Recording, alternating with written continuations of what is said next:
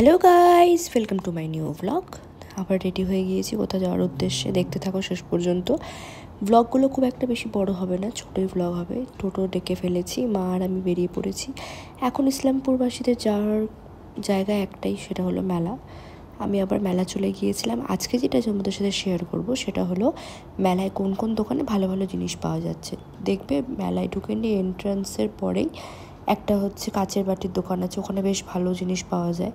তারপরে এই যে এখানে স্টিলের যে দোকানটা আছে, তো এই স্টিলের দোকানেও খুব সুন্দর সুন্দর জিনিস পাওয়া যায়।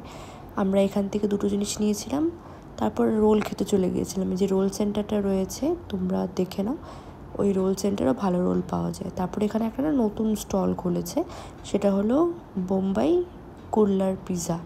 তো বেশ ভালো পিৎজাও পাওয়া যাচ্ছে, কুল্লার পিৎজা পাওয়া যাচ্ছে।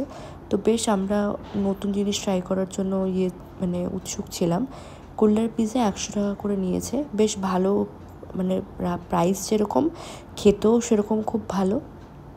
তো দেখো, এদিকে আমি দেখিয়ে দিচ্ছিলাম তোমাদেরকে, তাহলে তোমাদের বুঝতে সুবিধা হবে যে কোথায় এই দিল্লি কুল্লার পিৎজাটা রয়েছে। এখানে দেখো, এই যে পিৎজাটা দেখতে এরকম। তারপর আমরা আইসক্রিম খেয়ে নিয়েছি। তো আজকের ব্লগ এখানেই ইতি। ভালো থেকো, সুস্থ থেকো, আর জানিও কেমন লাগলো। টাটা।